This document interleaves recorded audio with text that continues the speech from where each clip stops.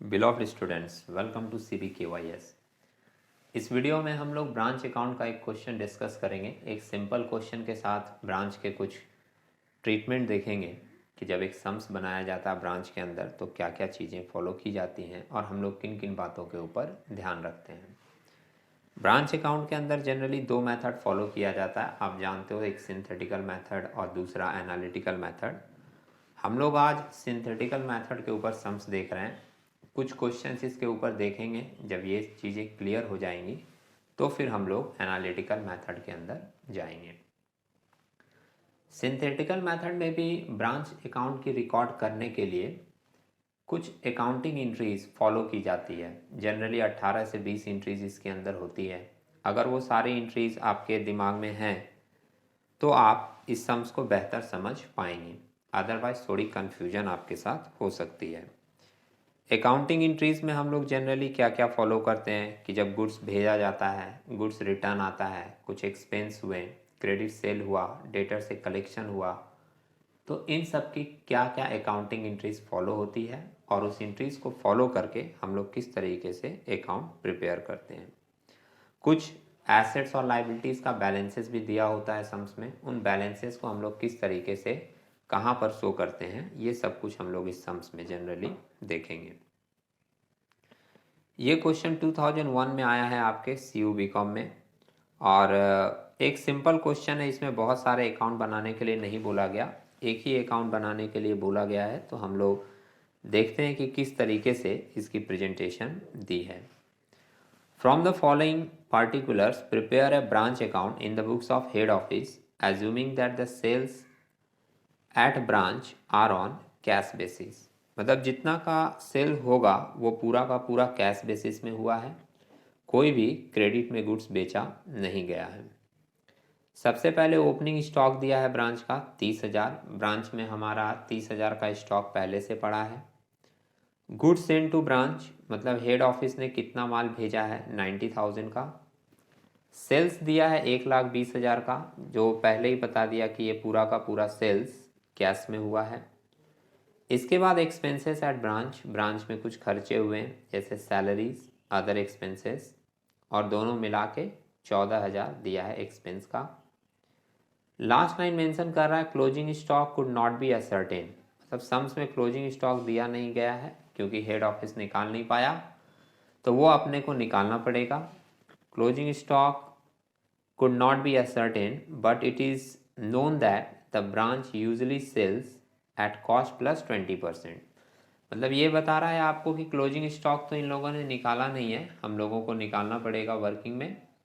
लेकिन एक इन्फॉर्मेशन दी है कि ब्रांच नॉर्मली जो गुड्स सेल करता है वो कॉस्ट में 20% ऐड करके, मतलब अगर आप कॉस्ट को मान लेते हो 100 तो उसमें प्रॉफिट ऐड होता है 20 और आपका सेलिंग प्राइस बनता है 120।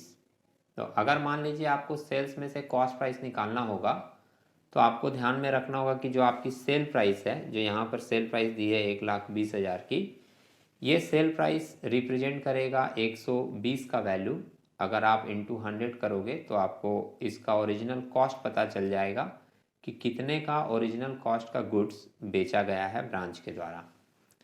लास्ट एक लाइन मेंशन किया है, the branch manager is entitled to a commission of 5% on the net profit before charging such commission. तो जितना भी आपका नेट प्रॉफिट आएगा कमीशन देने से पहले का, उसके ऊपर 5% हम लोगों को कमीशन देना है मैनेजर को। तो ये सम्स की मीनिंग के बाद हम लोग देख रहे हैं सॉल्यूशन कैसे किया है। In the books of head office, head office के बुक में ही अकाउंट रिकॉर्ड होता है। नीचे लिखा है ब्रांच अकाउंट। सराउंडिंग में आपको कुछ नॉइस भी मिल सकते हैं, अपना फोकस आप हम पर बना के रखें तो आपको ज़्यादा बेहतर चीज़ें समझ में आती रहेंगी। In the books of head office branch account बनाया है हम लोग। सबसे पहले ब्रांच अकाउंट के डेबिट साइड में जितना भी एसेट्स का बैलेंस दिया रहता है वो दिखा देते हैं। तो जनरली सम्स में आपका स्टॉक एसेट है उसका बैलेंस हो सकता है, डेटर का बैलेंस हो सकता है, पेटी कैश बोलकर कुछ खर्चे के अकाउंट बनते हैं उसका बैलेंस हो सकता है। हमारे इस सम्स में सिर्फ एक ही बैलेंस दिया है स्टॉक का, इसलिए टू बैलेंस BD करके पहले ओपनिंग स्टॉक दिखा दिया कितने का, 30,000 का।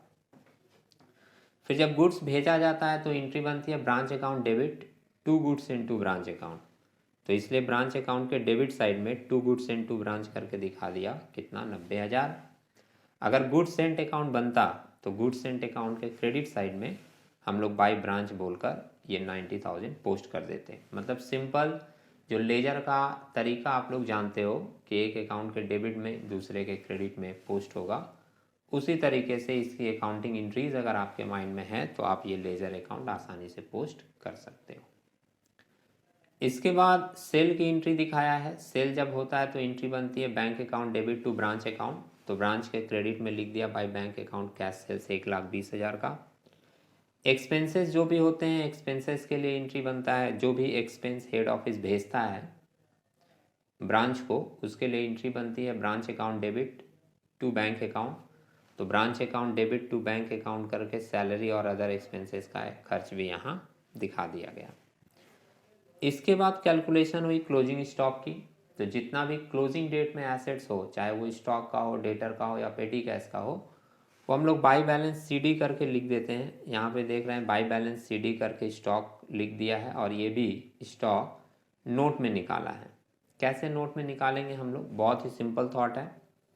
आपके पास ओपनिंग में जितना था आप वो ले लीजिए, ओपनिंग बैलेंस देख रहे हैं आप, वर्किंग नोट में लिखा भी है। ओपनिंग स्टॉक का balance 30,000। Goods send to branch, branch के पास गुड्स जो भेजा है 90,000 का भेजा था, ये भी सम्स में दिया है। तो जोड़कर कितने का हो गया, 1,20,000 का।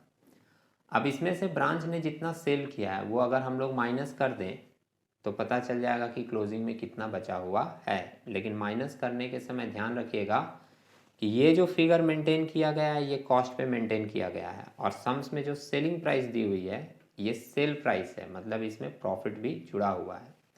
तो जब हम लोग कॉस्ट वाले फिगर के साथ, मतलब इनके साथ जब सेल का फिगर लेंगे तो उसको भी कॉस्ट पर निकाल के लेंगे।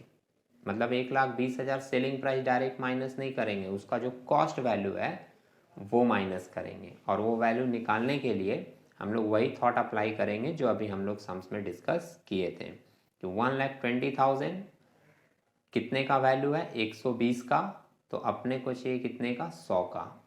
1,20,000 डिवाइडेड बाई 120 करोगे, इंटू 100 करोगे तो आपको इसका ओरिजिनल कॉस्ट मिल जाएगा, जो कि आपका आएगा 1,00,000।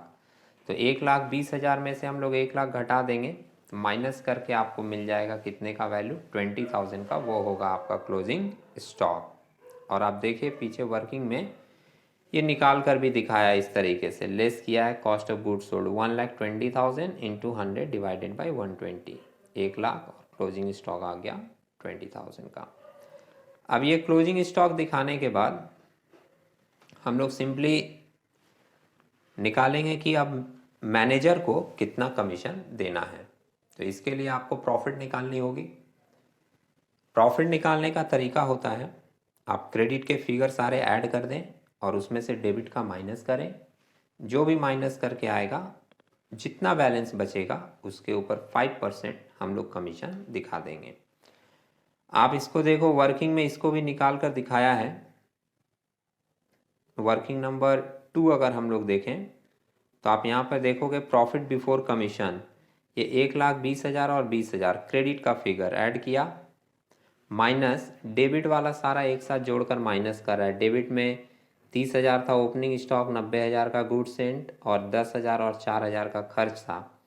ये सारा माइनस करने के बाद हमारे पास फिगर आया है 6,000, और 6,000 के ऊपर अगर आप 5% कमीशन निकालोगे तो आपको कमीशन का अमाउंट मिल जाएगा 300, और ये 300 दिखाएंगे कमीशन के रूप में। आप देखिए सम्स में डेबिट साइड में लिख दिया to balance C D, manager commission 300, working note 2। ये टू बैलेंस सीडी के जगह आप आउटस्टैंडिंग मैनेजर कमीशन सीडी भी लिख सकते थे। टू बैलेंस सीडी इसलिए लिखा है क्योंकि ये आउटस्टैंडिंग है, लाइबिलिटी है, आगे ये कैरी फॉरवर्ड होगा। तो कमीशन दिखाने के बाद अब जो भी पैसा बचेगा वो होगा हमारा प्रॉफिट, और वो प्रॉफिट ट्रांसफ़र हो जाता है general profit and loss account में। तो 6,000 आपका फाइनल फिगर था, उसमें 300 रुपया और कमीशन देने के बाद 5,700 आपका नेट बचेगा, जो कि general profit and loss account में ट्रांसफ़र कर दिया जाएगा। या फाइनली आप ऐसे भी देख सकते हो, इधर क्रेडिट 1,20,000 और 20 ऐड करके 140 मिला। 140 में आप डेबिट वाला 30,000, 90,000, 10,000, 4,000 और ये 3,000 का कमीशन, 300 का कमीशन माइनस कर दीजिए। जो बैलेंस बचेगा वो आपका फाइनल प्रॉफिट होगा 5,700 और ये ट्रांसफ़र कर दिया जाएगा general profit and loss account में। एक प्रॉफिट एंड लॉस अकाउंट बनाया जाता है ब्रांच का, जिसको हम लोग बोलते हैं branch trading and PL account. उसकी भी जो प्रॉफिट होती है वो सेम यही प्रॉफिट होती है और ये प्रॉफिट हेड ऑफिस ट्रांसफ़र कर देता है किसमें, general profit and loss account में। मतलब जो पूरे बिजनेस का प्रॉफिट एंड लॉस बनता है उसमें ये प्रॉफिट ट्रांसफ़र कर दी जाती है। तो उम्मीद है आप लोगों को ये डिस्कशन समझ में आई होगी। आगे हम लोग एक नए क्वेश्चन के डिस्कशन के साथ एक नए सम से मिलेंगे।